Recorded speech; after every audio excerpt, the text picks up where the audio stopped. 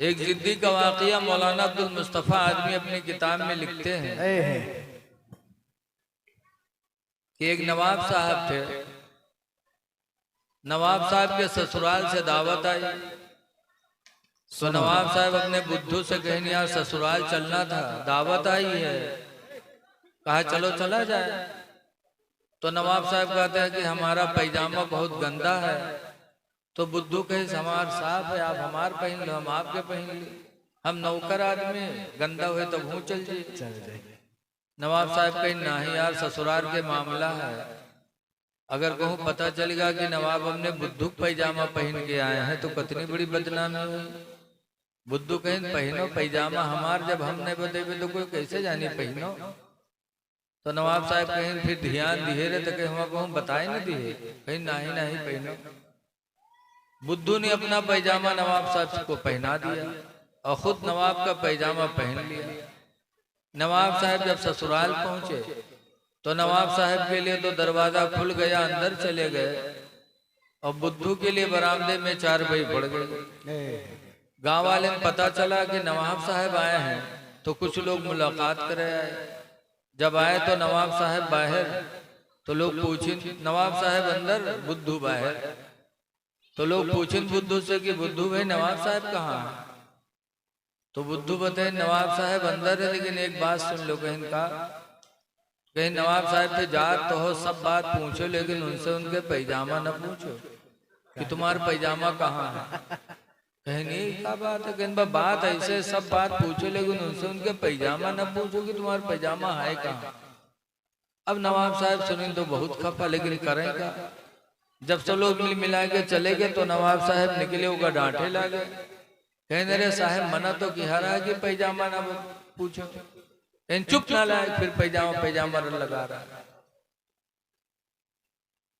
अच्छा ठीक है।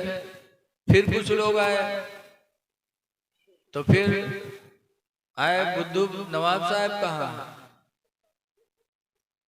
तो बुद्धू कहा था अगर नवाब साहब का देखे आए हैं तो अंदर चले जाओ, और अगर उनके पैजामा देखे आए हैं तो इधर देख लो।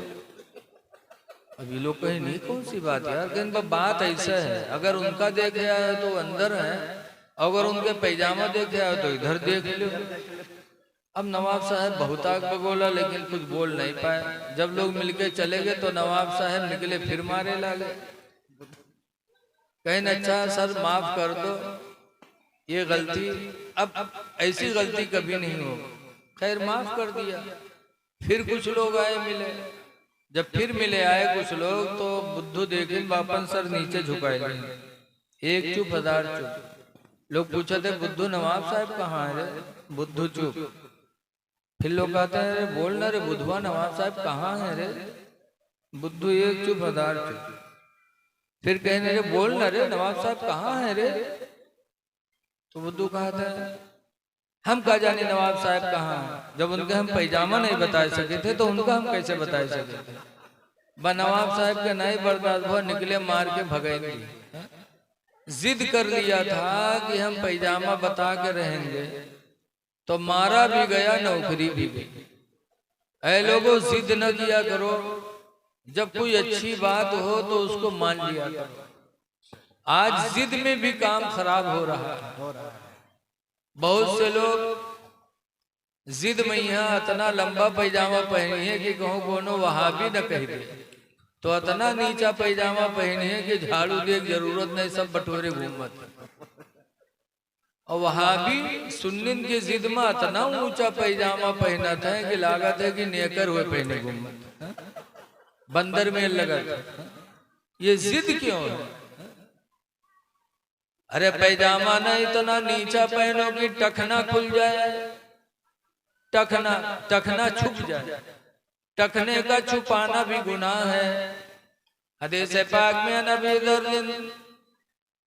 काला काला रसूलुल्लाह सल्लल्लाहु अलैहि वसल्लम, अबू दर कहते हैं कि उन्होंने फरमाया सलासतु रिजालिन, तीन आदमी ऐसे हैं ला युकल्लिमुहुमुल्लाहु यौमल क़यामा, कि अल्लाह ताला क़यामत के दिन उन तीनों से बोलेगा नहीं।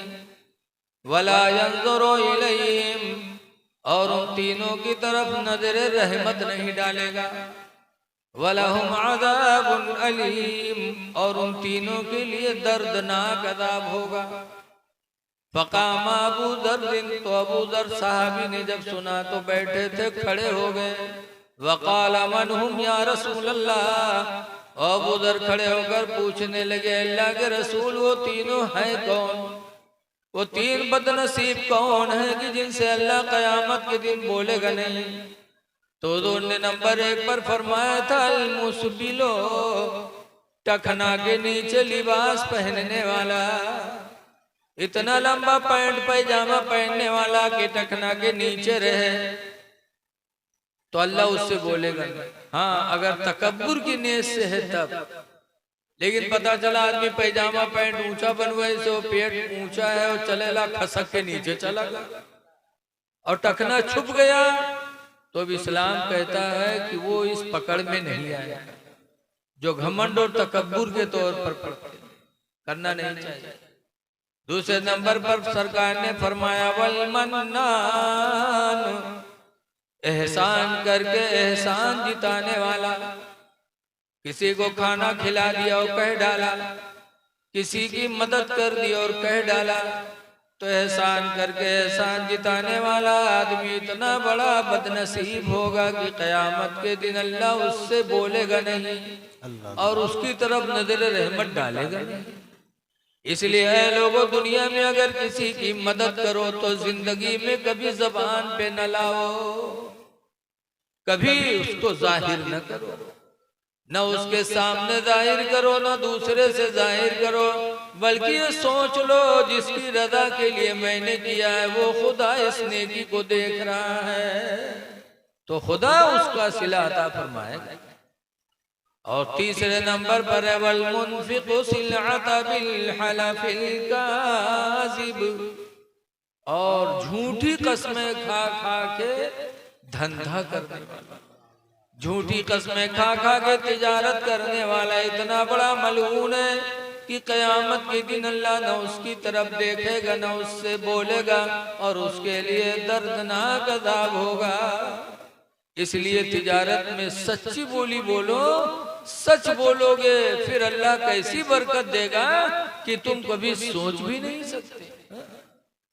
अल्लाह का वादा मय्यत्तक़िल्लाह, जो अल्लाह ताला से डरेगा, यजअल लहू मख़रजा, तो अल्लाह ताला उसके निकलने का कोई न कोई रास्ता बनाएगा। व यरज़ुक़हू मिन हैसु ला यहतसिब, और अल्लाह उसको इतनी रोजी देगा, इतनी रोजी देगा कि ला यहतसिब की वो शुमार भी नहीं कर सकता, बेशुमार अल्लाह अता फरमाएगा। तो अल्लाह ताला हमको आपको अमले खैर करने की तौफीक अता फरमाए और जो कुछ कहा गया अल्लाह ताला उसे कबूल फरमाए। अस्सलामु अलैकुम व रहमतुल्लाहि व बरकातुहू। अब अगला, क्यों जानते हो कि ये डॉक्टर नहीं है? बोलो भाई। अच्छा, जुल्खुवैसरा यमन से मदीना आए और फिर हुजूर से पूछते हैं मतस्सा, तो अल्लाह के रसूल क़यामत कब आएगी? इसका मतलब कि जुल्खुवैसरा पागल नहीं थे, सहाबी रसूल थे, उनका अकीदा था कि नबी को क़यामत के बारे में मालूमात है, तभी आके पूछे थे। अब आजकल तनी के नमाज पढ़े लागे, बस नबी के लिए जो इल्म गैब मानेगा मुशरिक माद। ऐ लोगों, इन बदमज़हबों से बचो। जब हजरत जुल्खुवैसरा ने पूछा क़यामत कब आएगी, तो हुजूर ने नहीं बताया कि मैं नहीं जानता हूँ, बल्कि फरमाते हैं मा अअत्ता लहा, ऐ जुल्खुवैसरा तुमने क़यामत की तैयारी क्या किया है? कुछ तैयारी है? तो जुल्खुवैसरा कहते मा अअत्तु लहा, अल्लाह के रसूल मैंने क़यामत की कोई तैयारी नहीं किया है, इल्ला हब्बुल्लाह व रसूला, मगर अल्लाह और उसके रसूल से मोहब्बत करता हूँ। तैयारी तो कुछ नहीं है, लेकिन सिर्फ अल्लाह अल्लाह के रसूल से मैं मोहब्बत करता हूँ। तो क्या जुल्खुवैसरा यमानी नमाज नहीं पढ़ते थे? नमाज भी पढ़ते थे, रोजा भी रखते थे। सहाबा से ज्यादा इबादत करने वाला कौन हो सकता है? लेकिन उनको इबादत पे नाज नहीं था। नाज अगर है तो नबी, नाज अगर सहाबा को था तो अल्लाह और अल्लाह के रसूल की मोहब्बत पे नाज था। क्या नमाज नहीं पढ़ते होंगे? कोई वहां भी कह सकते थे कुछ नहीं करते थे क्या? सब कुछ करते थे, दीन पर अमल करते थे। सहाबा से बेहतर कोई दीन का आमिल नहीं। फिर भी कहते मैंने क़यामत की कोई तैयारी नहीं की, मगर मैं सिर्फ अल्लाह अल्लाह के रसूल से मोहब्बत करता हूँ। तो उन्होंने फरमाया था अंत मआ मन अहबब्ता, जुल्फ़ैसरा घबराओ नहीं, तुम क़यामत के दिन उसी के साथ रहोगे जिससे दुनिया में तुम मोहब्बत करोगे। तो खुशनसीब है आपकी नबी अपने पैगंबर की मिलाद में आए हो। किसी कहने वाले ने इसीलिए कहा था न ताअत पर न तक़वा पर न ज़ुहदो इत्तक़ा पर है, न ताअत पर न तक़वा पर न ज़ुहदो इत्तक़ा पर है। हमारा नाज जो कुछ है मोहम्मद मुस्तफा पर है। माशाल्लाह, बहुत बहुत। आपको अल्लाह ताला नबी की महफिल में आने का भरपूर सिला अता फरमाए। आमीन सुम्मा आमीन।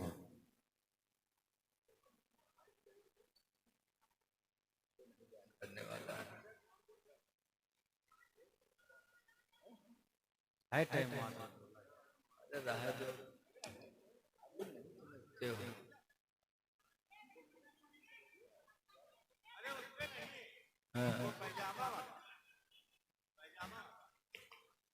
अच्छा भैया, ऐसा है नसरुद्दीन भाई हमको बोला ही नहीं, अभी कहा थे 5 मिनट और।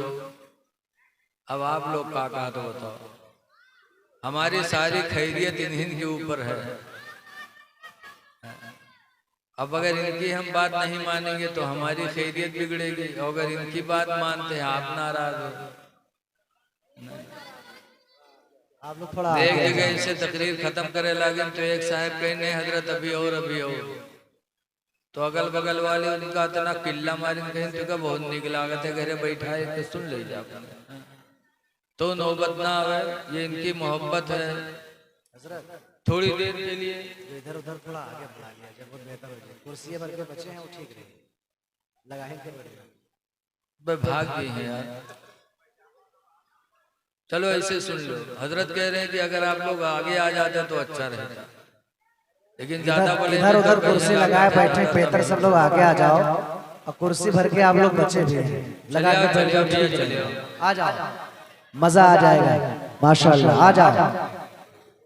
ए भैया हेलो, ओ मोबाइल वाले हेलो, अरे आप ही को बुला रहे हैं, सब लोग आ गए, आप कहाँ खोए हैं भाई?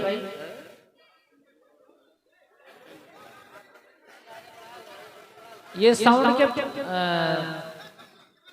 हाँ साउंड के पास जो बैठे हैं, हेलो भैया, ओ साहब, इतने बड़े बड़े साउंड, ये लाइट ये बत्ती जलाए होगा है, दरगाह में हलचल मचाए होगा है। हम सबन का बुलाई के सुनबई न करी हो, तो आखिर में हम सबन का बुलाए होगा है। बतिए न माने तो कहे का है भाई, आगे आ जाओ, आगे आ जाओ। हाँ आप देखो माशाल्लाह कितना अच्छा लग रहा है, बहुत खूब। जिसको आना था आ गया। और कुछ लोग आवत है मिलाद में तो घरे ही से जिद कई के आवत है कि मुलबिन की एक बात माने की नहीं, तो अब अगर जिद है तो कोई बात नहीं, लेकिन जिद बहुत बुरी चीज होती है, बहुत बुरी चीज है। जिद्दी का अंजाम अच्छा नहीं होता।